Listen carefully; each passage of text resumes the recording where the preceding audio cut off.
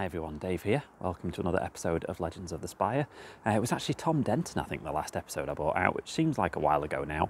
To be honest, it's just getting harder to find players to talk to, but when I do find them, I have a good natter with them.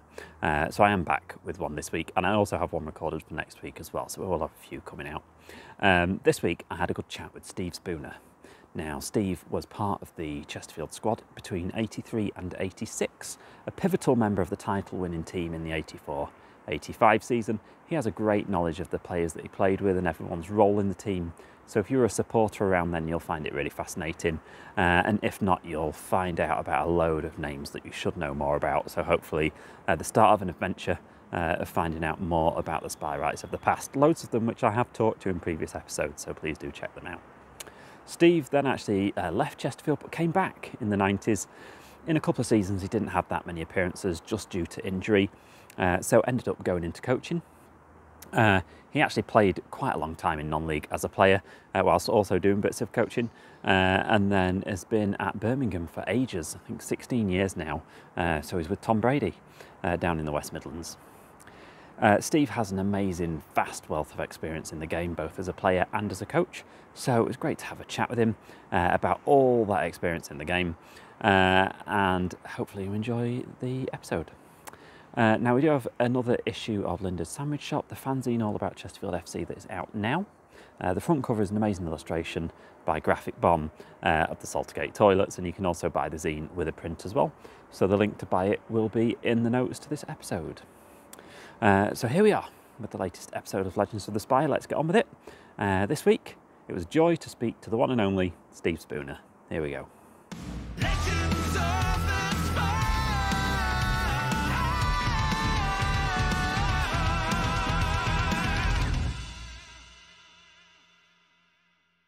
I was looking at kind of your, always start off on someone's Wikipedia and stuff like that, you know, like you do.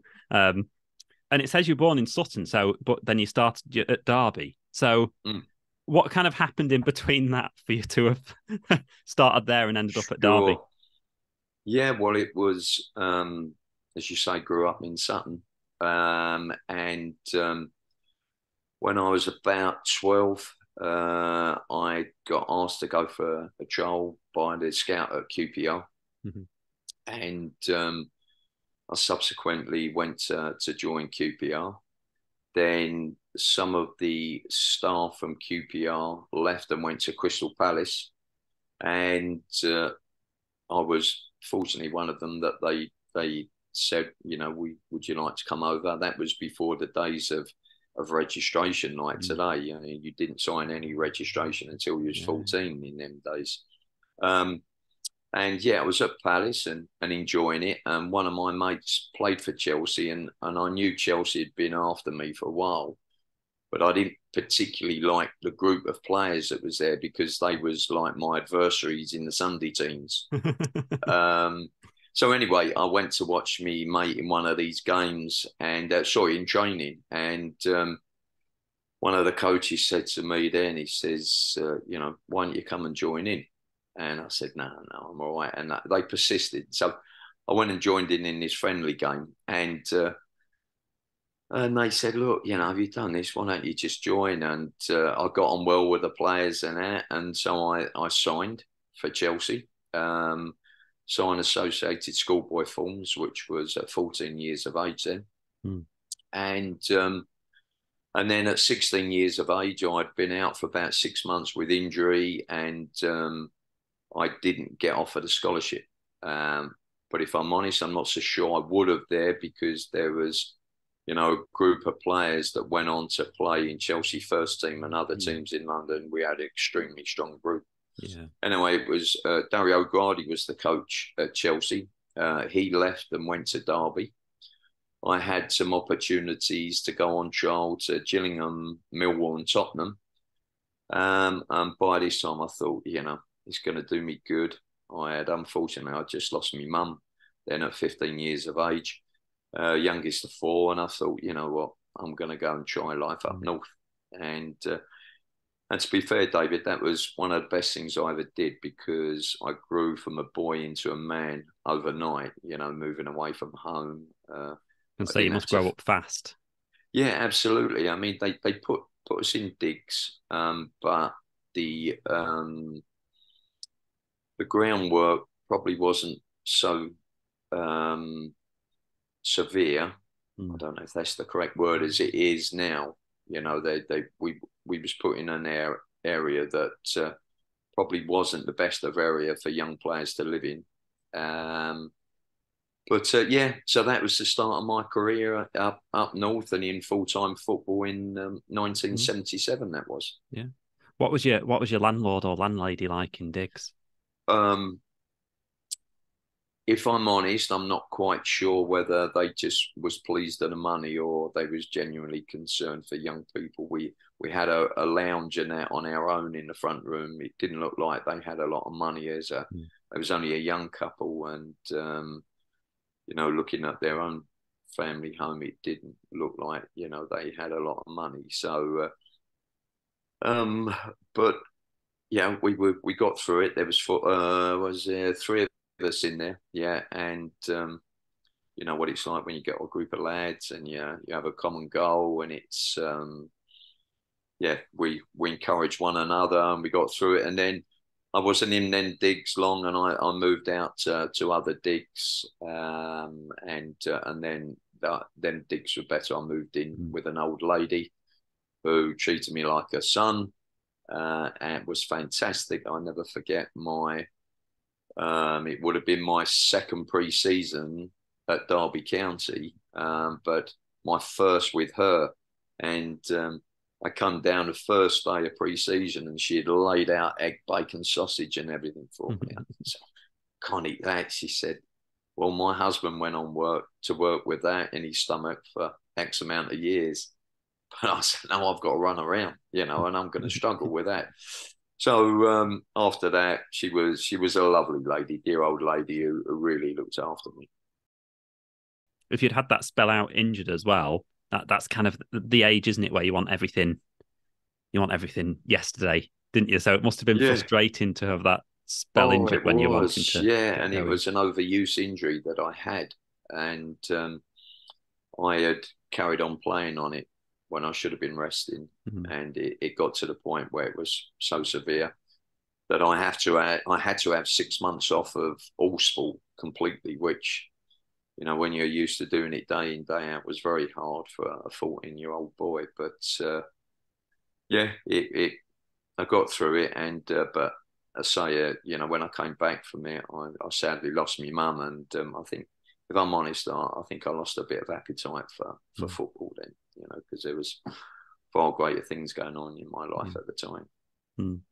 Was there anything else that you ever thought of as a career, apart from football? No, no, probably from the age of 12. I mean, there's no one else in the family who was sporting as such.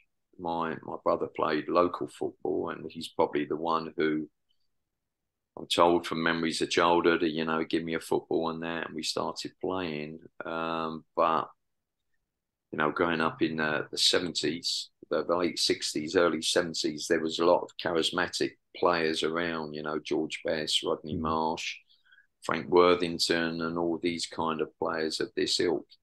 Um, and they were kind of superstars, with the fashionable Yeah. clothes and the ladies and the fancy sports cars, and that kind of tickled my fancy. I quite fancied some of that, and so I really got into it, and then found something that I was good at, and it went from there.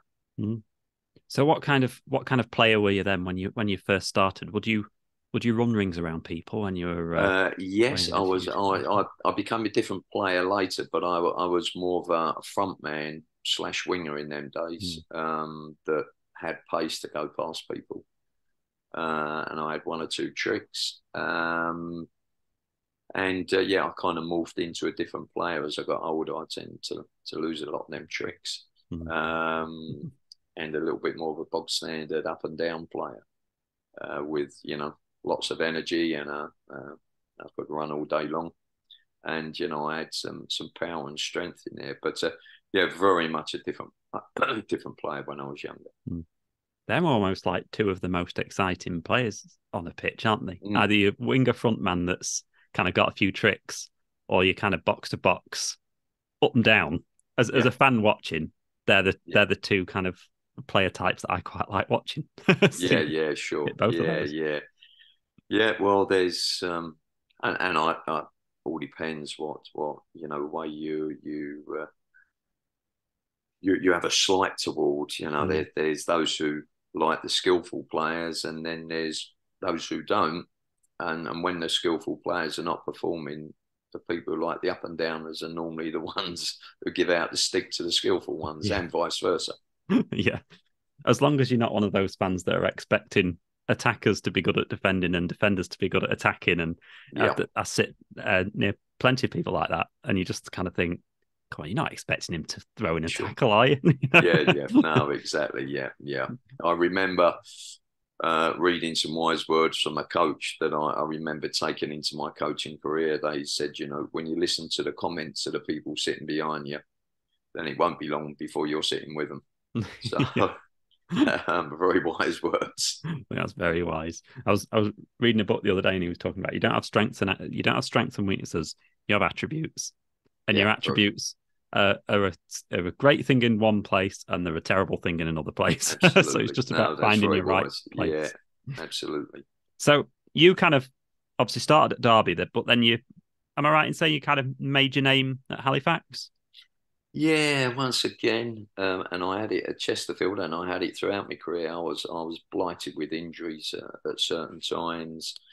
I'd just got in the first team at Derby, and I ended up I broke my leg twice, and that kind of stunted my progression because it took a significant period out of my career. But long story short, I got asked to go on loan to Halifax Town. I turned it down to start with, and then I got persuaded that it would be worth my while. So I went up to Halifax on loan originally in the December of, I think it was 81, and went on loan there, and they liked me, and I liked it there. They offered me a contract. I was getting married that summer, that following summer. So, they were offering me more money than I was on at Derby, and the prospect of a signing on fee as well. And so I spoke it over with my wife. We was going to go to New Zealand to play in New Zealand, and so it was all about change, and we agreed to sign. And I remember coming back to the old baseball ground with, I think I was going to, there was some signatures that needed doing. And David Webb, the old Chelsea player who was a teammate of mine at Derby at the time, he said, and this is pre-emails and mobile phones and that, he said to me, "You haven't signed for Halifax, have you?" He said, I was wanting to take you to Bournemouth. He had just become manager at Bournemouth. So complete different ends of the country and complete different, the people and the places in themselves was completely different. But no, I ended up going to Halifax and had a really lovely time there. I banged a few goals in. I became captain. And it went really well for me. The team, I think it was my first season there, being on loan when I agreed to sign. We done okay. We was in and out, but the following season we had a really good run. And I think if the manager had the finances available to him, that we might have got a few more players in and gone on to really challenge. But I had a lovely time there. Salt of the earth, the people, fantastic. The board of directors and everything, and the players. It was one of them times where the whole team were together, and we used to socialise with one another, our wives and girlfriends, and I have fond memories of being up there.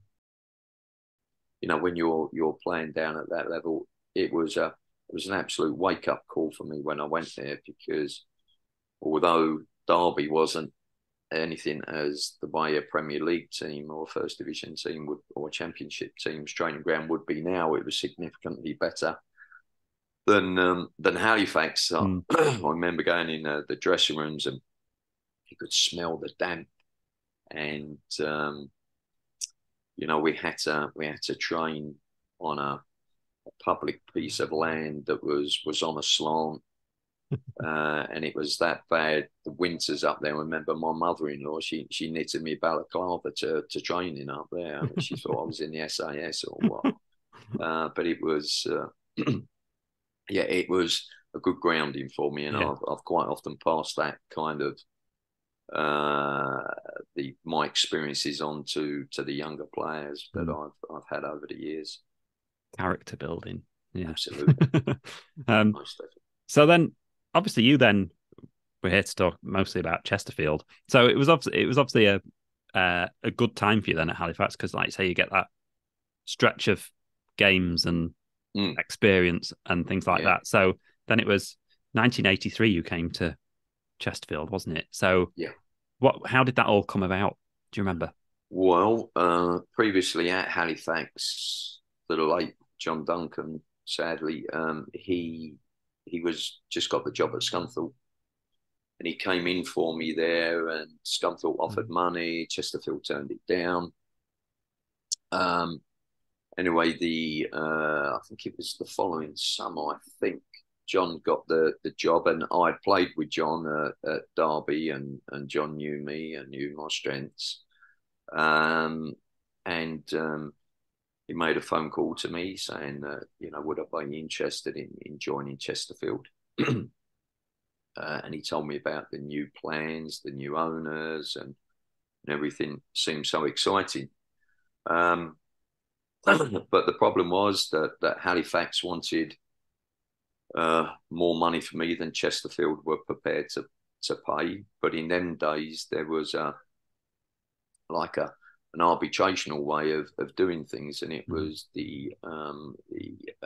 like you could go to a transfer court, if you like, and there was two ways of doing it. You can either agree the fee before you went, and if it went above that, it was a conditional one and unconditional one, and I forget what we ended up with, but long and short of it was, I didn't personally have to go there to manage the club that had representatives there, and it was judged a certain fee, and Chesterfield paid that, and that's when I came to join them in '83. Yeah. And what were your first impressions then of the town and the area when you joined? Yeah, it was exciting because I was one of several new players, so we was all in it early on, so to speak, and you know, there was some existing players that had been there before, but probably a lot more newer ones coming in than previously. And so there was, you know, a time of bonding and all that there, and it was exciting because there was a buzz around, and we got caught up in that, and was, you know, really excited for the season to start. But if our memory serves me correct, we didn't have the best of starts. And so that obviously brought on some pressure. But I think we stabilised through that. So when I first come in, it was, very, very, very bubbly atmosphere and a good environment to come into. Yeah, because like I say, we were kind of building. That season was the building, wasn't it, to then win a title the season after. There's loads of, I was very fortunate to have a good chat with John Duncan before he sadly passed, and spoke about that time and how he was kind of assembling those little chess pieces, I suppose, to then make an assault on a promotion. What was your kind of role then in that team? Me and John used to have discussions about this, because I'd always, in my professional career, I'd been a central midfield player. I played at the back occasionally for Derby reserves, but predominantly I was a midfield player. Now, you know, John is very structured. John was always very organised, and he had clear, defining lines of what he expected from players. And I was a little bit too footloose and fancy-free to play in the centre of midfield for John.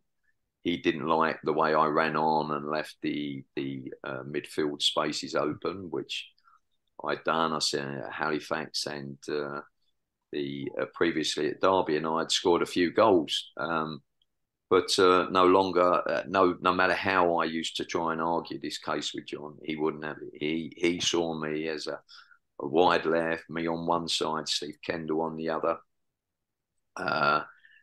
And my role within there was to, when we was out of possession, it was to come in and play like left back and let Sean move in one, and we would play with almost a back five, and the opposite fullback would go out and put pressure on the ball, and I'd slide in to make a four there.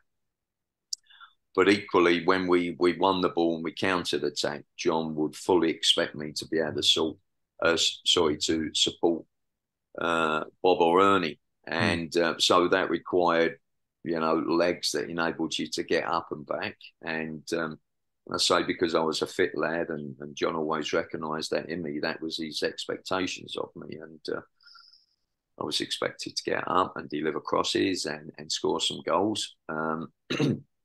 And yeah, that was my memories of you know, playing in John's team. They're very structured, very organised, and you know, he was very much like that as a person as well. We had clear, definitive ideas of how the game should be played, and he wasn't for swaying. So that was my role within that team. Yeah. And you echo what everyone else has said to me, and what he said to me himself is that, you know, everyone knew what was expected of them. I thought it was great when he was talking about, you know, fundamentals that he would have in terms of, you know, score more set pieces than you concede, and never get caught on the break, I think was one. And there was all these little things that he would talk about. Absolutely. So training was well drilled, wasn't it? Oh, very much so. Yeah, very much so. To the point sometime, and I only recognise it, you know, now when I went into coaching myself, I didn't realise at the time how good John was. And sometimes on Fridays for a game, you think, oh, John, please, not more set plays. Structure of your defensive shape and that. But I came to appreciate them later on in my career when I became a coach as well. But yeah, I remember them words. So I hadn't heard them words that you said there, but was from the man himself. Yeah, absolutely. It was, yeah, set plays for Big Alan, Big Ernie, Newts, Big Stevie Baines, you know, get the ball in the box to them and let them do their bits from set plays for and against. And as I say, Newt was a great foil. You know, the ball would go up to him and Newts would make that ball stick to enable us to join in for the counter-attack. You know, again, I don't think I've ever played in a team who won so many games 1-0. Yeah. You know, or by the odd goal. And it was very, very few and far between did we ever take the thumping. I think one game I particularly remember, we went to Spotland, which was Rochdale then. And I think they beat us 4-0. It was the year we went up, I think it was. And it was like shock and disbelief because this just doesn't happen to a Chesterfield team. So that's probably the only game I can remember, you know, when we really got turned over. Well, there was certainly no talk of death in the air when the Blues went out to do battle with Middlesbrough, having earned a 1-goal lead in this Milk Cup first round first leg tie a fortnight ago. 15 minutes from time that Middlesbrough got a goal. Heine Otto scoring the goal which sent the match into extra time.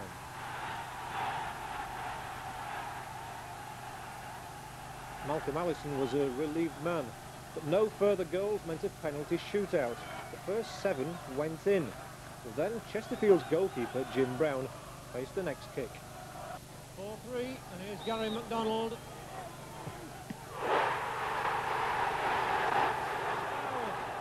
All it needs is for Alan Birch to slot this one into the Middlesbrough net. If he scores, Chesterfield will be through.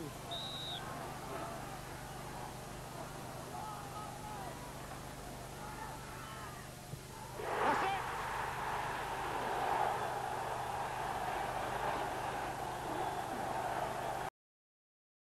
So some of those players around then, you know, like the Jim Brown, Steve Baines has been on the podcast, Sean O'Neill was on, Bob Newton was on, Alan Birch. You know, who did you really enjoy kind of playing with in that team?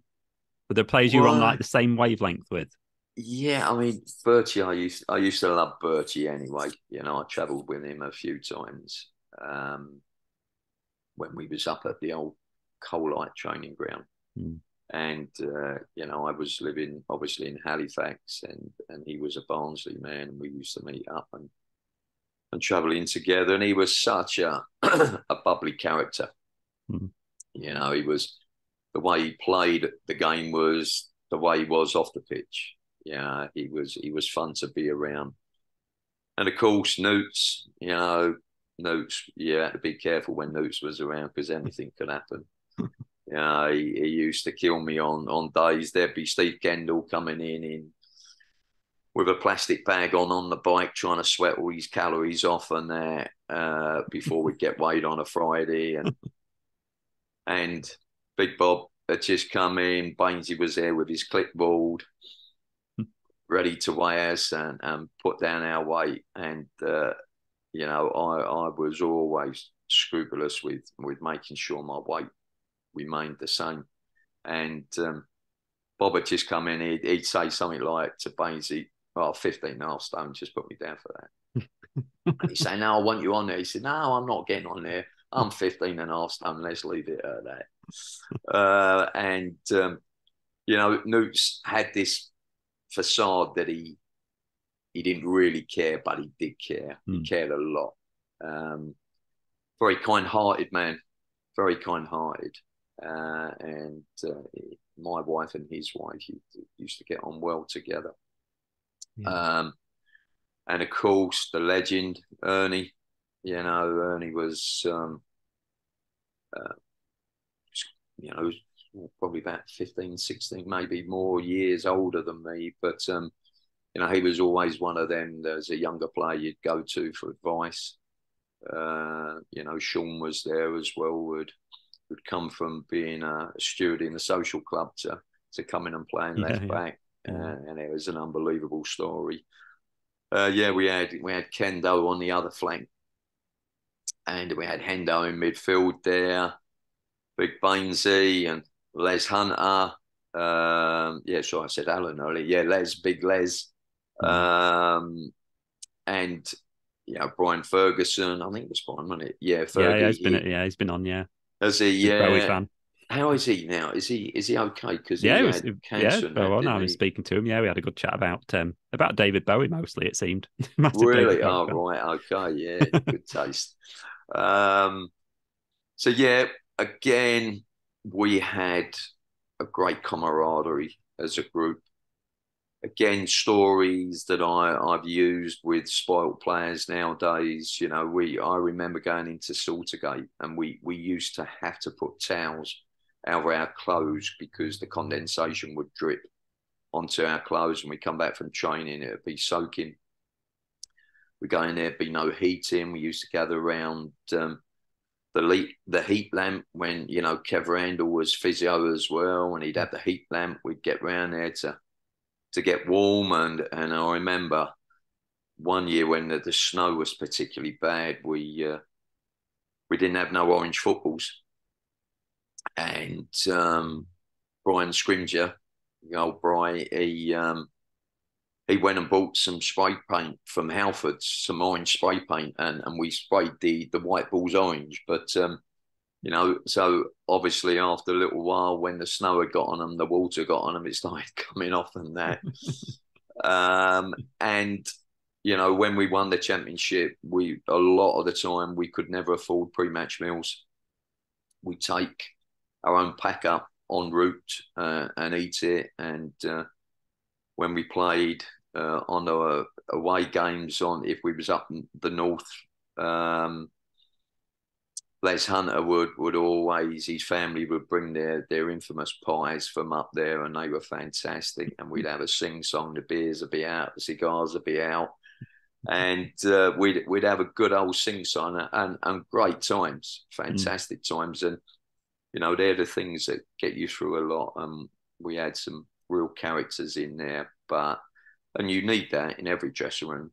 But there was a real sense of, listen, we're in this together. Yeah, you need that camaraderie, don't you? And I remember speaking to, I can't remember which player it was, but they used to talk about how kind of pre-match you would have Bob kind of running around the dressing room, kind of full of energy, but then you'd have Ernie at the other side just reading the paper.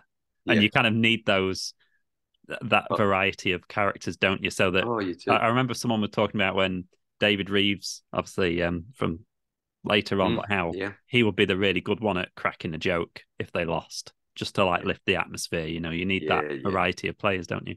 Yeah. Oh, you do. A dressing room consists of all the walks of life, but some like to be left alone. Some are very serious, pre and post. And some, you know, the jokers, and you need the jokers to make a little light of things at times, because, you know, when you're in there for 50 odd games a season and you're with one another a lot of the time, you need that. And, you know, we have some social nights together as well. Yeah. Again, all good team bonding. And then, you know, you knew that come a Sunday, you had to ease down, because you knew what John would have in store for you on a Monday or Tuesday.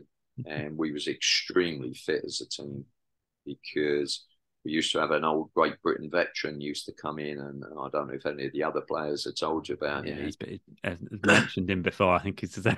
Oh, yeah. And, you know, we used to do this running that was incredible.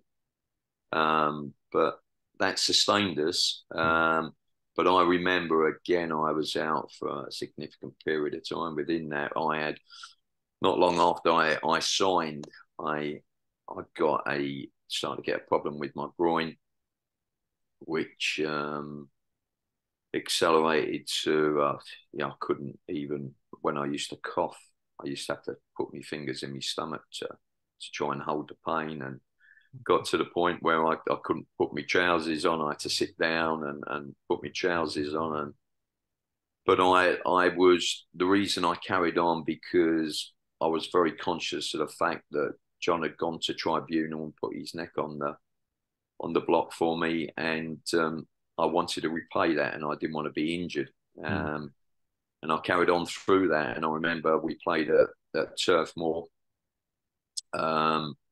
I think it was the year. No, it wasn't. It was another time. Yeah, but I digress. But on there, crazy enough, it wasn't marble, but there was like marble-like floors, and we came out of the dressing room, and I slipped, and the groin that I've been struggling with, I opened that up, and then that was for me, that was a period of time that I had to have out. I think I was out for about 6 months. I think that was in my first year.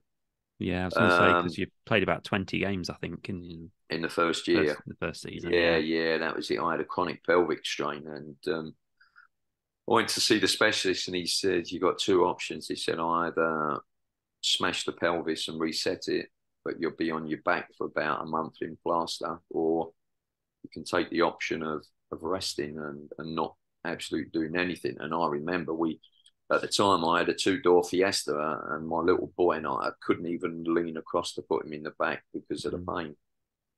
So I chose the latter and rested, and then came back for the pre-season, which fed in nicely to the successful year. Breaking dreams were wiped away after only 5 minutes when Chesterfield fullback Sean O'Neill shot them into the lead with the goal which Hereford keeper Kevin Rose will want to forget for more reasons than one. But it took United only 3 minutes to hit back, and what a good goal it was. Harvey set things up with Stuart Phillips finishing it off. Hereford though then had a bit of bad luck. Fullback Chris Price was injured when he toppled over the boundary wall and landed in the crowd. He was carried off and taken to hospital and was fortunate to escape with cuts and mild concussion. It was all square at half-time, but 4 minutes after the break, Chesterfield went back in front thanks to this goal from Steve Kendall. So title-winning seats, so 84-85, like, what, 41 league appearances, I think, that season? So pretty much. Is it? Yeah, whatever. Ever present, weren't you? Yeah, that's it. And yeah, I'd been fortunate that year to stay free of injury. Yeah, I mean, some of the games, so in them days, you know, with the mud and that, you know, there was, and Chesterfield, like the Saltergate was like a lot of the grounds around then.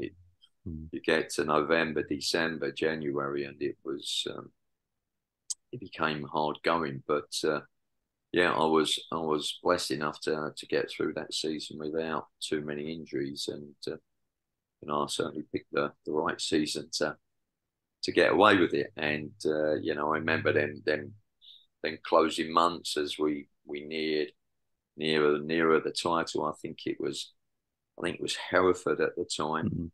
Yeah, was close to us, and you scored in that game, didn't you? Yeah, that's it. Yeah, and subsequently went there after. Yeah, I distinctly remember the goal. Yeah, the bouncing in front of me, and the keeper come out, and I just lobbed it over the keeper. And we was outstanding as a team that night. It was one of them performances that you thought, we're going to do it, because this was outstanding. I don't know if Darlington was close with us that year as well. Yeah, there was Darlington at the end of that year. Yeah. Is that it? Do you get those games in a season like that where you just like, as a team, afterwards, you're like, yeah, we've got it now. Yeah, you think this is us. And I think going back to speaking about the 1-0s, you know, I watched Arsenal the other night against Palace, and for their lovely football, they really had to dig in at the end when they went down to 10 men. And I remember them days with Chesterfield where we was winning 1-0 and we had to dig in, and you know, people getting blocks on for one another, taking a tackle or a smack on the head from the opposition. You know, there we was really together, and we was galvanised, and then 1-0, you keep on thinking, then listen, we're formidable. You know, we've done this so often. We're not going to get done. You get the odd one where you'd concede, but there was a firm belief that through the organisation of John and Kevin that we was going to go on and do it and see it all the way through. Yeah, absolutely. And you talked about goals, so I think you scored 6 in that season. There was a Exeter 5-1 win against Exeter. Very windy day. Remember? Yeah. Aldershot, Rotherham, Chester, Hereford, and then against Halifax as well. So, what was it like when you scored against old teams? Did you celebrate? Yeah. There was none of that. You know, I'll play it down now. There was none of that. You know, that part's done, and I'm now with these. Yeah, I always had respect for my former clubs, but I realised the fact that, you know, I was playing for a new club now, and they was paying my wages. And it was never done with any vitriol, because me leaving clubs was that, fortunate enough that it was never I've been kicked out. It was literally that someone wanted to buy me or take me. So, but yeah, I remember, I think the Aldershot one you're on about was, I think it was Aldershot away, wasn't it? And it was a very, very frosty day, very icy. And yeah, I think, I'm not trying to big it up, but I think it was about a 30-yard screamer that flew in the top corner. And it was nice because I had a lot of family and friends down there at the time, being from down south, and they come over and there and saw the game. And yeah, I remember, I think it was me and Matty. Yeah, we drove down. I stayed at John Matthews' house the night before, and yeah, and so the little things click into place. And I've seen John the other year as well, and he's still living down the southwest. Last time I spoke to him, and you know, you talk about him, you know, talking about players earlier. What a player! Yeah, you know. Do you still kind of, when you meet up again after many years, do you just kind of click back into? Yeah, you do. Into yeah, like it you was? go back to yesteryear, and you know, particularly when you meet up with someone who's still in the game as well, and you go back and do you remember that? Do you remember him? You remember when that happened? You remember that game when you done that? And oh yeah, what about And so you do. It's a little bit like all our yesterdays, but it's good. You know, dear old Kev, when I used to see him out on the scouting days and that, and we'd always reminisce over a story and that. Always remember him, and he's always extra strong mints. He always had an extra strong mint to suck, and his white plimp soles running around Saltergate, yeah, getting some miles in and that. And one of them, I say running around Saltergate, one of the memories of John, and I've used it myself. I thought is a classic bit of John Duncan psychology. We hadn't trained very well in the morning, and John says, right, all back this afternoon. And it was a ridiculous time. It was something like we had finished at 12, and he said, right, I'll see you at 3 o'clock this afternoon. So, and we'll be out on the track. So everybody said, oh, trainers on, he's going to be legging it now. So we all congregate on the pitch. John goes, right, go and have a walk round the side of the pitch, and I'll see you back here. We walk round the pitch, and everybody's talking about, oh, what's he going to do now? He's going to have us up them stands. He had a run that he loved up the stands round the pitch and then back up another one. Anyway, we got round the other side walking. He said, right, clear off. I'll see you tomorrow. Don't ever do that again. Brilliant. Brilliant.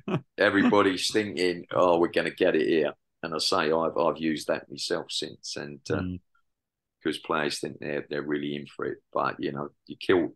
The worst thing a player wants is to hang around waiting. Yeah. They want to get off home. And so that was masterclass by John. Absolutely. So what was the celebrations like then after winning that title?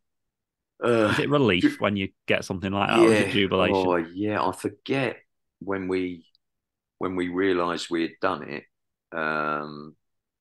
Again, it was, you know, you had to rely on radio and them kind of things. There wasn't the kind of modern technology around then.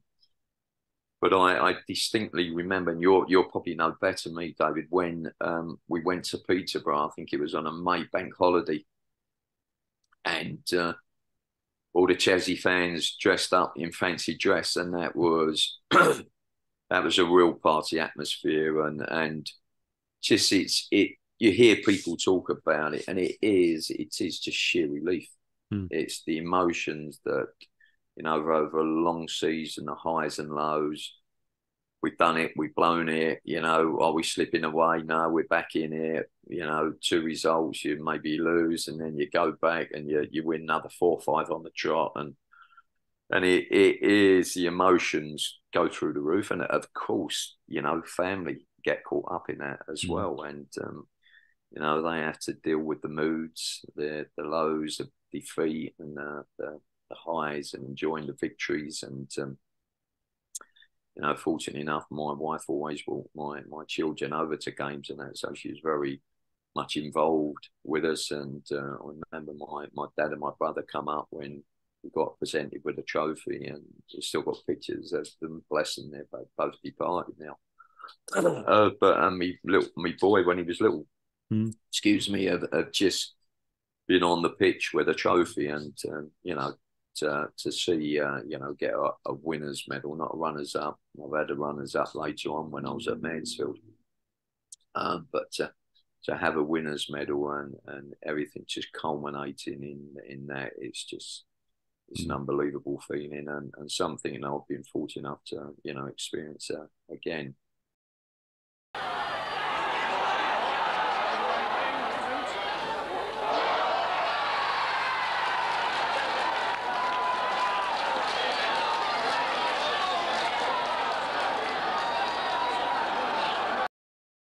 Season after then, so we're obviously upper division. You played what, 32 games, something like that. Scored a bunch of goals as well. I think 5 goals that season. So was it adjusting to that league above? Was it? Yeah, I think there's still a gulf between certain leagues now. I think because we went up, we maybe needed to be a little bit more expansive that following season than we'd been previously. We needed to probably not rely on what we'd relied on so much, because each, don't know what John's views was on it, but you know, each time you move up a league, it requires something else and some other players, and don't know what the finances was like at the football club then, but you know, I'm sure John would have wanted to bring some more additions in to bolster the team, and to kick on. But yeah, certainly remember suffering a lot more defeats in that season than the previous season, and you know, it's a great habit to get into, winning, and when you don't have that taste and that again, it's you know, your weeks become longer, your games are tougher, but you know, there's always going to be a big ask for us, and you know, I think once again during the season, I think there was a good team spirit that enabled us to keep going, and you know, under good stewardship and good guidance from John and Kev, we managed to keep going. Yeah. So you actually you left Chesterfield, but then you came back. Yeah, really strange. Yeah. Obviously, you had a spell in between, so you left in '86 and you came back in '93. Yeah. So give us a quick potted history. Well, yeah, '86. I felt like it was time for a change for me, and I knew Hereford was interested in me, and I had probably not been in the best of form that final season, and once again, you know, was a transfer fee agreed, and that took me down to the southwest, and interesting. I don't know if it was on the end of my first season. I got a phone call from John when he got the Ipswich job, asking me if I'd be interested in going to Ipswich. And I still astound myself now. One of my first questions, I said to John, you know, where would you see me playing, John? And he said, where you did at Chesterfield. And I said, well, I'm sorry, John, I don't want to play that position. You know, I'm enjoying my football playing in the centre midfield where I saw it. And, you know, I'd had a few teams from higher up come in for me as well. And so, you know, I wanted to carry on playing my football in the centre of the pitch where I enjoyed it, and I felt that I could contribute the best. And, you know, my performances warranted interest from clubs above. And, you know, I was scoring goals, enjoying my football. The kids were... we moved down there as a family, and you know, that was that. And then I had 2 years there.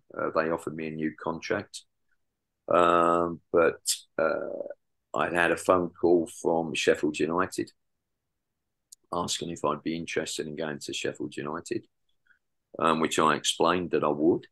I had York City came in for me, and it kind of sounded like Chesterfield when I first went there. They'd had a disastrous season the season before, finished way off the rest of the teams in the relegation, and they told me they was rebuilding, going to bring a load of new players in, so I had agreed with York that I would sign, and Sheffield United. I knew that Sheffield, they actually told me, they said, listen, you know, as all clubs do, they get a list of players, they put them in a bracket, and they say, right, he's number one, he's number two. I'm not quite sure where I was, but time elapsed, so I don't think I was that high up the list. I think I might have been third or fourth, you know, out of possibly four or maybe five. So I agreed to go to York, and there we had a very different time. Unlike Chesterfield, the York dressing room was very split. You know, as I mentioned previously, if you haven't got that camaraderie and that teamwork, you're going to struggle. Yeah. But I done quite well myself, and Rotherham came in for me, offered a part exchange plus cash for me, so I was on my way again to Rotherham. Went to Rotherham, and once again, the injury situation blighted me. I tore my hamstring, come back, and I think I'd done it again. It was stop, start, stop, start. Mansfield came and showed an interest in me. I went on loan there with a view to a deal. And the loan went reasonably well. They offered me a new contract there. No, sorry, did I? No, I didn't go on loan. I beg your pardon. That was wrong. That was Blackpool. Signed for Mansfield. And I finished that season with Mansfield and Rotherham. I often have a joke with people. I'm the only person to take two clubs down in the same season. As I played for Rotherham earlier and then Mansfield. With 4 minutes to go, Rodgers got himself into awful trouble on the halfway line and paid dearly for it. Howlett breaking clear. Dunn making good ground alongside him. His shot well saved by Leonard. But another ex-Chesterfield man, Steve Spooner, was on hand to complete the rout. York 4, Chesterfield 0.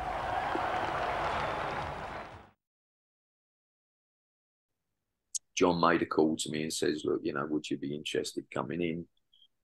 And I got myself fit, and I think it was Lincoln away, my first game.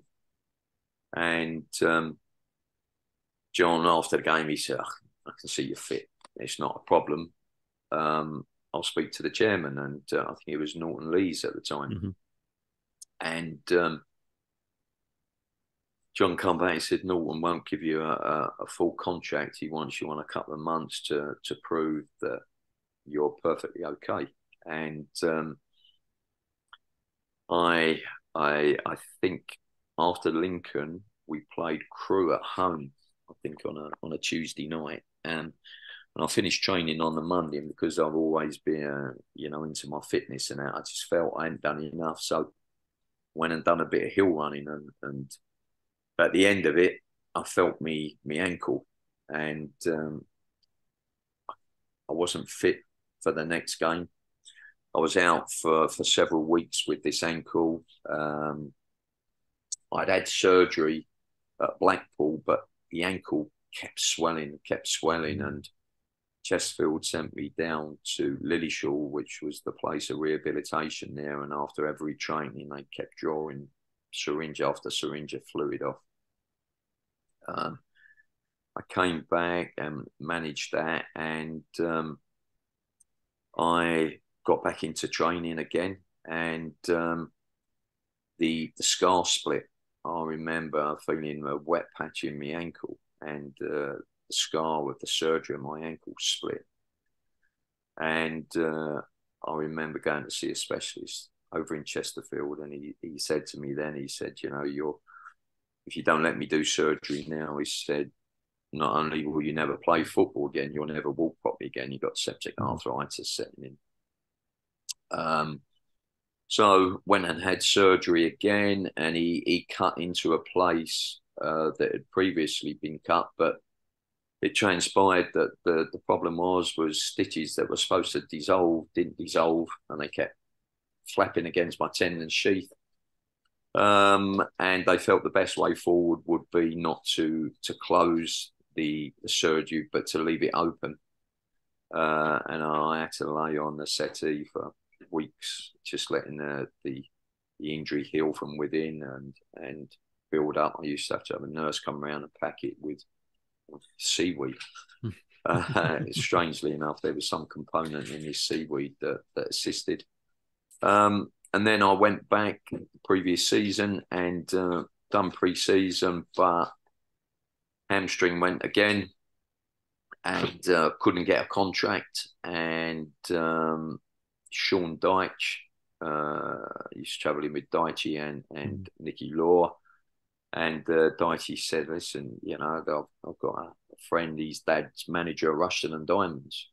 Would you like me to speak to him for you? And he did, and I went to Rushden and Diamonds on trial and subsequently signed for them and had a really good time there. And so that was the end of my time coming back at Chesterfield. Yeah, I played, I don't know how many games did I play when I came back?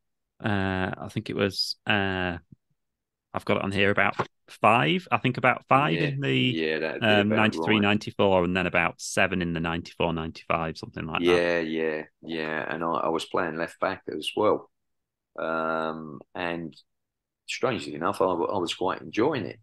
But, you know, as I say, I couldn't, the ankle injury that, say, ended up with 3 operations on it just wasn't strong enough to sustain me through it. And then I got associated injuries, maybe through my own fault, because I was too tough on myself the way I trained. You know, I used to work extremely hard. And looking back, some of my days of enjoying, you know, apart from that 41 game you was on about, Dave, you know, I think of Burton. I went to Burton Albion. I played about 55 or 56 games that season. I think non-league suited my body then. You know, I finished when I was just short of my 40th birthday at Gresley Rovers, and that was because I broke my arm to pieces and I had to have plates and screws put in, and that's when I retired when I was 39, and I just had enough of rehabilitations and surgeries. That brought about my playing career. It came to an end then. Is it kind of tough when you're like, personally, it must be really tough to have those spells of injury and stuff that you have to go through, but also with it being a team sport and a collective sport, do you almost at points, I've spoken to other players before where they said, oh, you know, I felt like a bit of a burden to the squad at that point, because you know, it's you're part of a team, aren't you? So you don't want to let other people in the team down, but personally as well, and you're helpless because you can't do nothing about it as well. I think at times as well it can be lonely as well when you don't want your teammates to be injured, but it's nice when you have 1 or 2 in the treatment room with you. You're having a laugh, and then you go and do rehab together, or you're down the pool or in the gym and there. And but you know, once again, the facilities at Chesterfield was where we was. You know, we wasn't blessed with wonderful facilities, and you know, you didn't get exposure to all the kinds of stuff that you get now. And you know, I remember days travelling over the Derbyshire Dales over the Peak District in the snow and out on the bikes, and you know, trying to get fit and that, and you know, you keep going because you know there's loads of players that have had this. You keep going because you think of the days you've had in the past and the days to come, and you want to get back to it. But yeah, they can be lonely, dark days. But as in all times, when you have tough times, you know, the old saying about tough times never last, but tough people do, and you've got to keep on fighting through it. And you know, when you get back in the dressing room, you've had a workout and that, you're feeling a bit down, and then the banter starts, and they start ripping you to pieces and winding you up and that, and they're great things that keep you going. Especially if you're in a car with Nicky Law and Sean Dyche.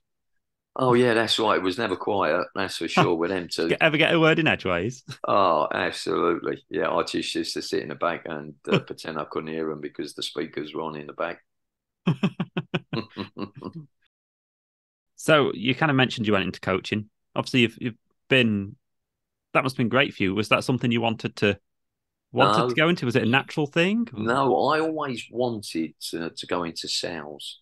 I just had this. I had the feeling of being out. Because you know, football is like no other job. You know, I've been fortunate that I've had the best job, and then I've had the second best job. But I always fancied this freedom of being in a sales person and out on the open road and a nice car and fancy suits and all that. So it was never my intention. But when I left the game, I tried to get into sales, but it was always very much, well, your CV just speaks of you being a footballer, and it's, you know, I'm not quite sure how that's going to benefit us. So I took a punt and I went in a sales team on telesales, and David, that put me off sales altogether. You know, I couldn't lie, I wouldn't cheat, and so therefore I didn't get on.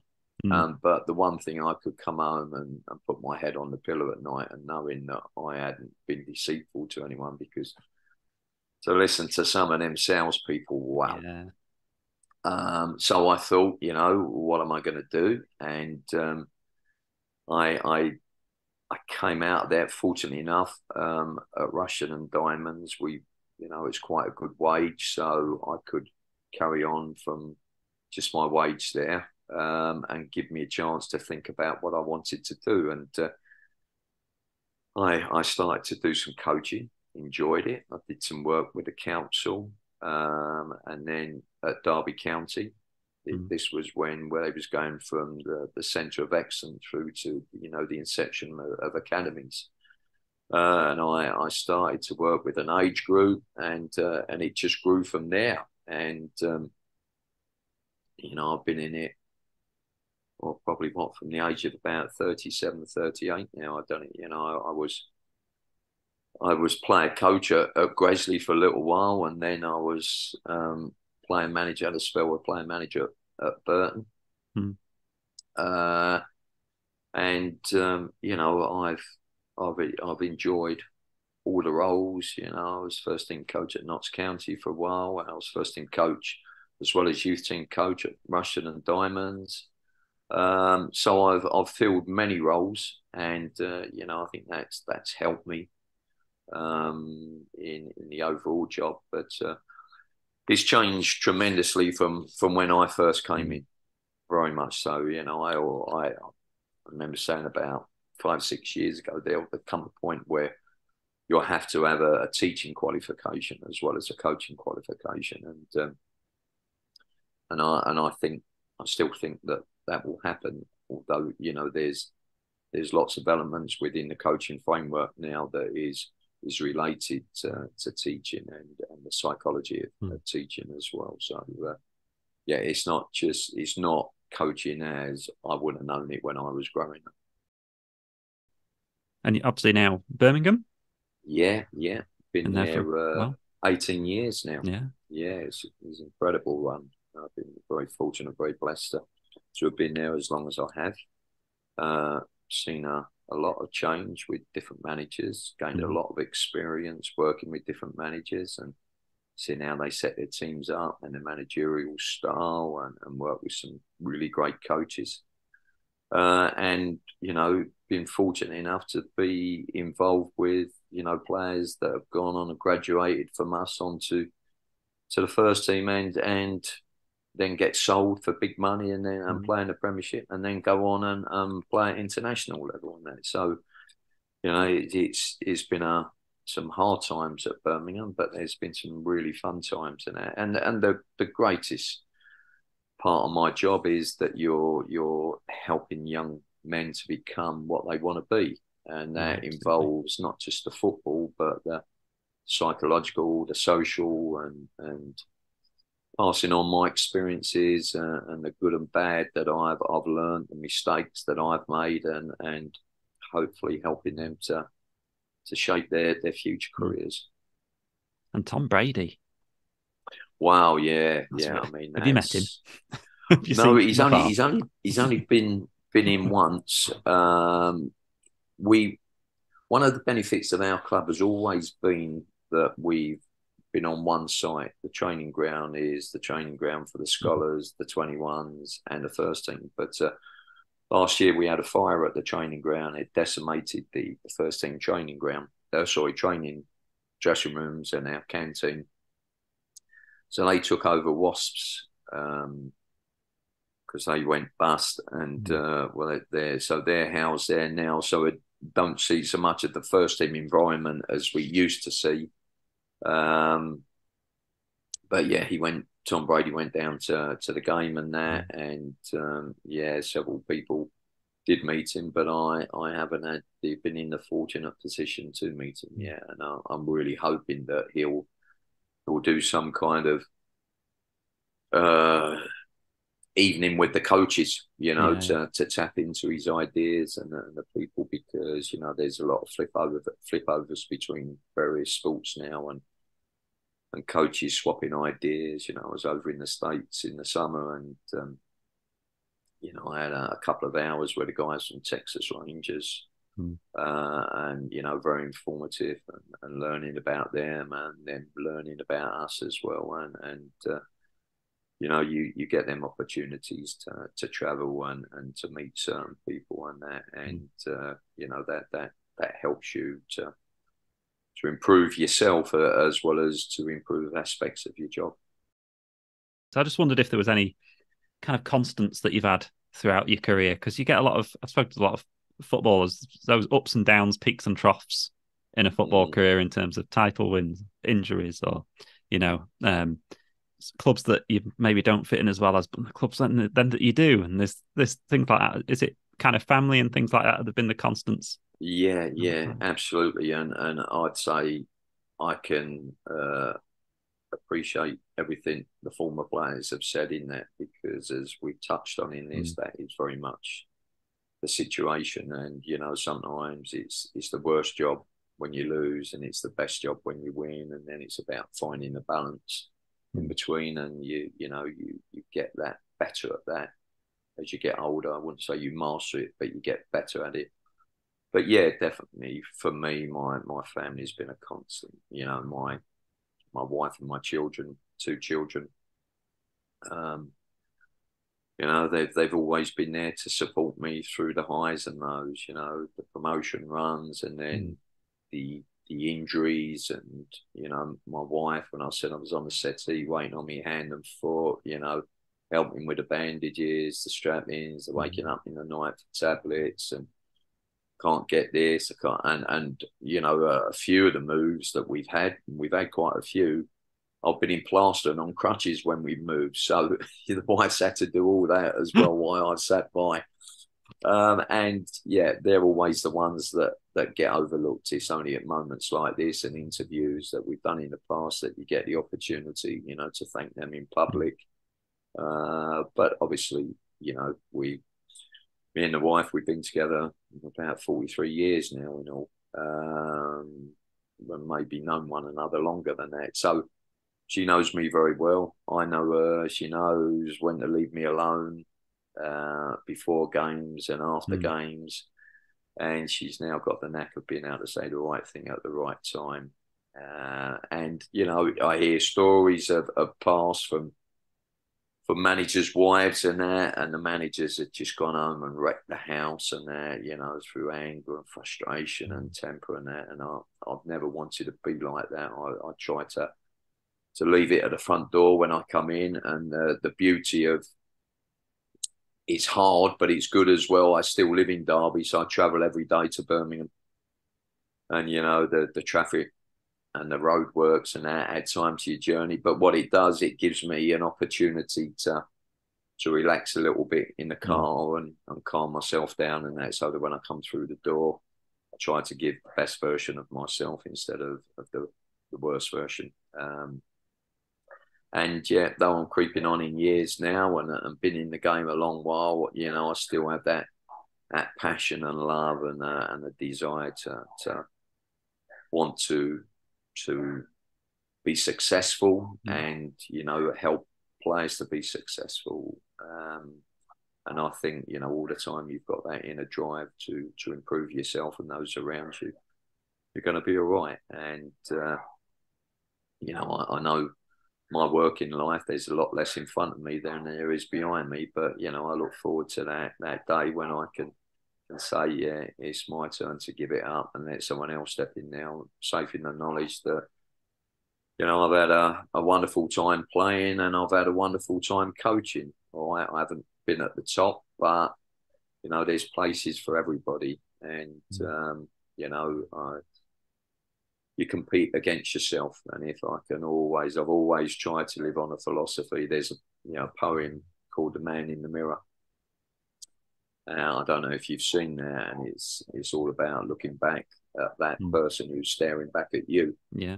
And I've always tried to have the mantra that if I can look myself in the face and say, you know, I've give it my very best, then, you know, you'll win more battles than the ones you lose if you have that kind of philosophy. And but yeah, I've enjoyed myself. You know, football's been good to me and my family, and that's just a fantastic sport. I'm going from, you know, the inception of our conversation about how it all started with the love of football in the 60s and 70s. You know, I'd still go now over a park to watch a game of football. If I knew there's a game of football on, I'd go and watch it because, you know, I love the game. So there we have this week's episode with Steve Spooner. I hope you enjoyed it and it brought back some great memories of his time at Chesterfield. We wish him all the best. Hope to see him at a Chesterfield game sometime soon. As always, I have a load of episodes from yay back, loads with people who Steve both played with and played under, so please do check them out. They're all there in the archive to go and listen to or watch. I'll be back next week with another player. Until then, fingers crossed for another 3 points from the current Chesterfield team, and I'll see you next week. Bye-bye.